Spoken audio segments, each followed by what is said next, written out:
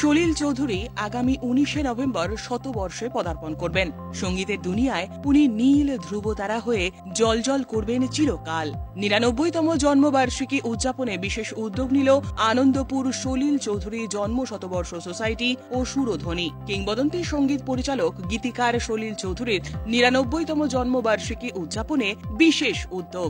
আনন্দপুর সলিল চৌধুরী জন্ম শতবর্ষ সোসাইটি ও সুরধ্বনির যৌথ উদ্যোগে আমার টিকিট কাটা অনেক দূরের এই শীর্ষক একটি বিশেষ অনুষ্ঠানের আয়োজন করা হয়। সলিল চৌধুরী প্রায় 75টিরও বেশি হিন্দি চলচ্চিত্র, 40টিরও বেশি বাংলা চলচ্চিত্র, প্রায় 26টি মালায়ালাম চলচ্চিত্র এবং বেশ কিছু মারাঠি, তামিল, তেলেগু, কন্নড়, গুজরাটি, উড়িয়া এবং অসমিয়া ছবিতে সঙ্গীত পরিচালনা করেছেন। তাঁর স্মরণে ও শ্রদ্ধায় কলকাতার জিডি বিড়লা সভাঘরে এই অনুষ্ঠানের আয়োজন করা হয়। গানে গানে তাকে শ্রদ্ধা জানান তার কন্যা অন্তরা চৌধুরী সহ বহু বিশিষ্ট শিল্পীরা। এদিন গান গেয়ে তাকে শ্রদ্ধা জানান হৈমন্তী শুক্লা, ইন্দ্রাণী সেন, শ্রীরাধা বন্দ্যোপাধ্যায়, মনোময় ভট্টাচার্য, কল্যাণ সেন বরাট এবং লোপামুদ্রা মিত্র, সৈকত মিত্র, রূপঙ্কর বাগচি, শুভমিতা, রাঘব চ্যাটার্জি, জয়তী চক্রবর্তী, ইমন চক্রবর্তী, সুজয় ভৌমিক, শুভঙ্কর ভাস্কর, তৃষা পারুই, অর্কদীপ মিশ্র, দিশা রায় এবং অন্তরা চৌধুরী ও তার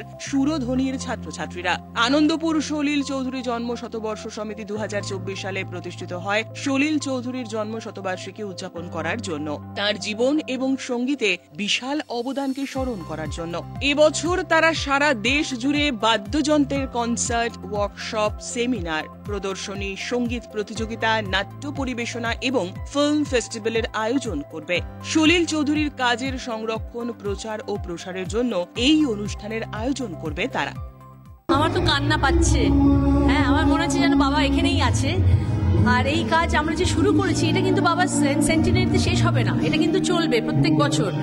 তো আর সব মানুষরা যে একসাথে হয়েছে বাবাকে ভালোবাসে, রেসপেক্ট, এটাই আমরা পরিবার থেকে আমরা ভীষণ কি বলবো মানে এত আনন্দ পাচ্ছি বলা যায়। মাকে খুব মিস করছি।